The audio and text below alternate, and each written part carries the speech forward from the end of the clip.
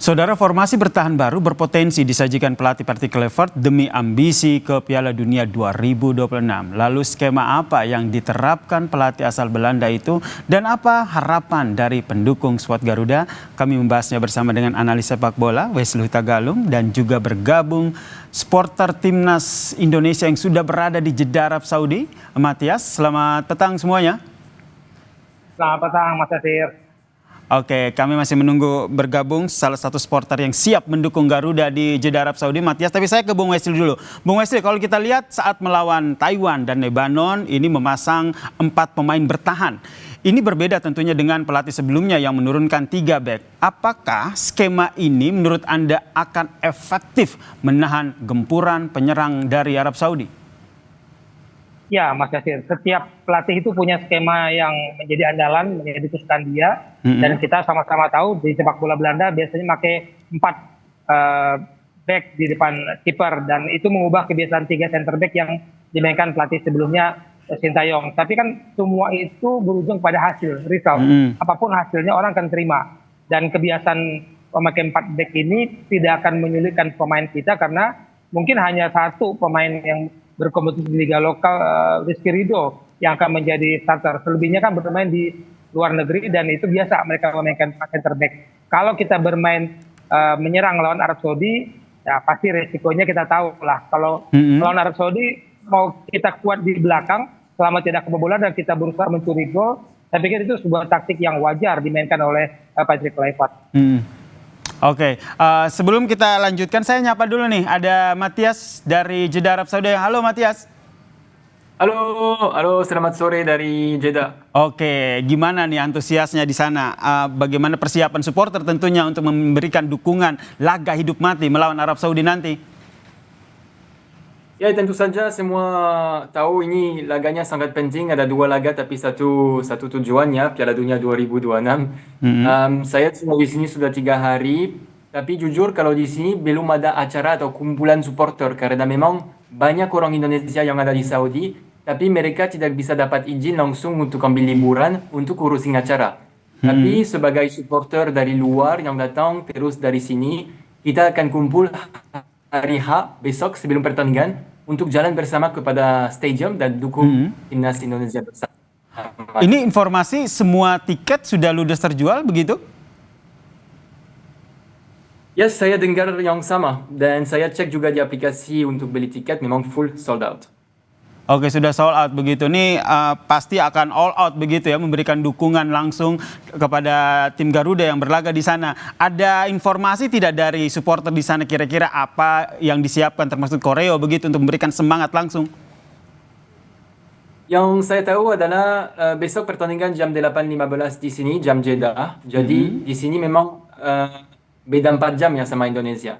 Terus 3 jam sebelum pertandingan, gerbangnya dari stadion akan buka. Dan disitulah kita akan kumpul dan ada koreo yang disiapin dengan Garuda Saudi kalau nggak salah. Jadi semua bersatu akan jalan kepada stadium, ikut koreo juga dan langsung masuk stadium biar bisa langsung kasih dukungan kepada pemain timnas Indonesia.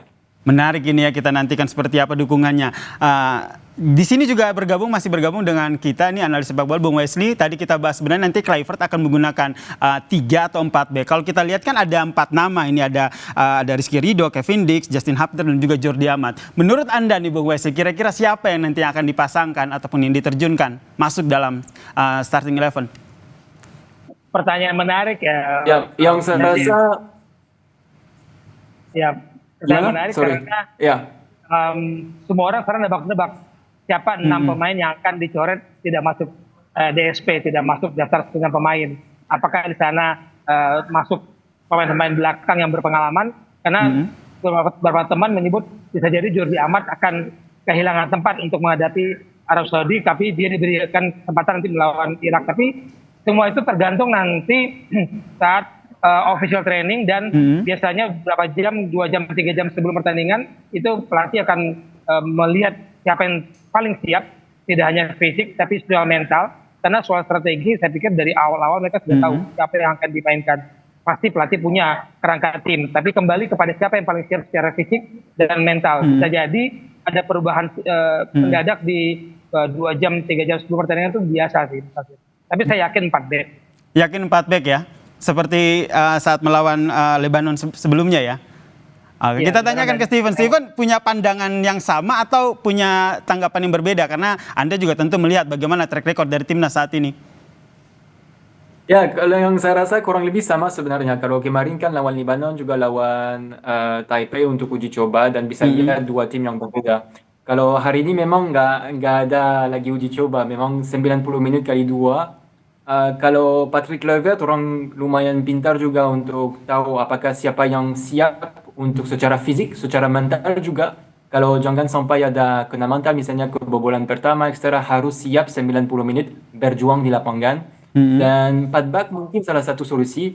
Kita lihat juga Patrick Kluivert selalu ambil keputusan yang misalnya pemain yang siap untuk main selalu main juga. Misalnya Jaizes ya kita tahu di belakang pasti. Kevin Dix juga yang perform sama Bayern di Jerman juga oke. Calvin Verdong juga siapa tahu bisa juga main di belakang seperti di Lille. Yang saya tahu ya Patrick Kluivert akan bikin keputusan terakhir pasti nanti malam persiapan dan latihan resmi sebelum hari Sabtu sebelum pertandingan sangat penting. Oke. Dan dari situ mungkin ada beberapa strategis yang diambil sama Kluivert. Steven sendiri punya kesempatan nggak sih teman-teman di sana untuk bisa menyaksikan langsung latihan yang dilakukan oleh timnas sebelum laga nanti?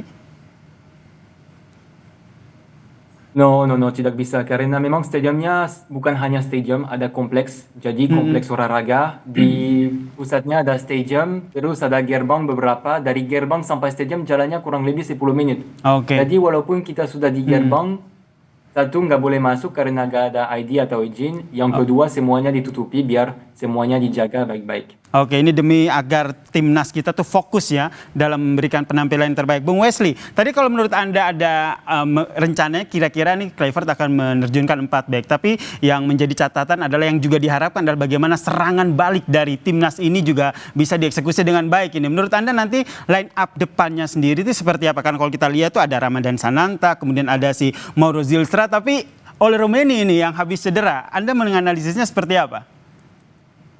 Ya, Mas Yasir, di era Kluivert kan hanya Oli Romeni pencetak gol kita di tim nasional dan kita sangat bersyukur dia bisa pulih dan paling tidak menjaga kepercayaan juga rekan-rekannya bahwa kita punya goal getter meskipun baru pulih dari cedera.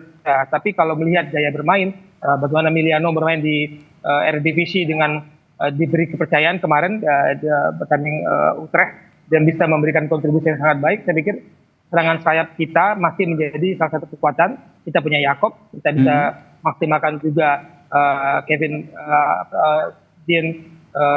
Saya pikir apa ya, Yakob, Yance, Emiliano maupun Egy itu bisa menjadi solusi karena mereka punya karakter kecepatan yang selama ini diakui menjadi salah satu kekuatan tim Indonesia. Meskipun dengan banyaknya pemain baru dari naturalisasi, kita punya varian menguasai bola di lapangan tengah.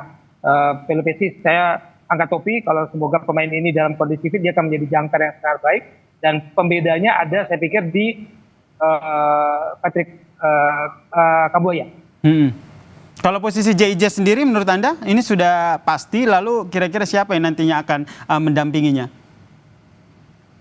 Pilihan saya pasti Kevin Dix ya, dengan kemampuan dia, pengalaman dia dan pengertian bersama JSS, bisa jadi kalau dia main 3 center back bisa jadi Rizky Ridho, karena soal kecepatan kita harus akui bahwa Rizky Ridho sering menjadi pembersih dari setiap bola-bola serangan lawan yang gagal dihalau oleh pemain-pemain kita. Tapi kita nunggulah apakah Kevin Dix akan bermain mendampingi JSS yang sudah pasti menjadi pilihan utama atau Rizky Ridho. Tapi kalau ke posisinya 4 back, ya saya masih yakin Calvin Verdong maupun Sandy Walsh ada di pilihan kanan.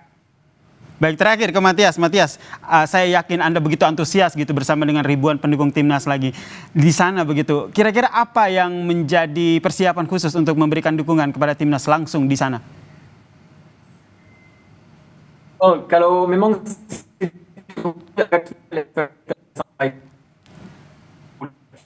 yang biasanya luar negeri ketika di Australia, di Jepang, Tapi kita respect dan kita sebagai supporter yang datang di luar ataupun supporter yang ada di sini, kita sudah chat dan kita udah mulai kumpul bersama. Mungkin nanti malam kita akan kumpul, besok juga kita akan kumpul sebelum pertandingan. Dan yang paling yakin ya kita semuanya bersatu untuk kasih dukungan paling baik dan semoga bisa lolos langsung ke Piala Dunia 2026. Oke, harapan kita bersama ya timnas Indonesia bisa menang melawan Arab Saudi nanti. Terima kasih analis sepak bola Bung Wesley Tagalung dan juga ada supporter Garuda Matias yang telah bergabung bersama kami di Kompas Petang. Salam sehat semuanya.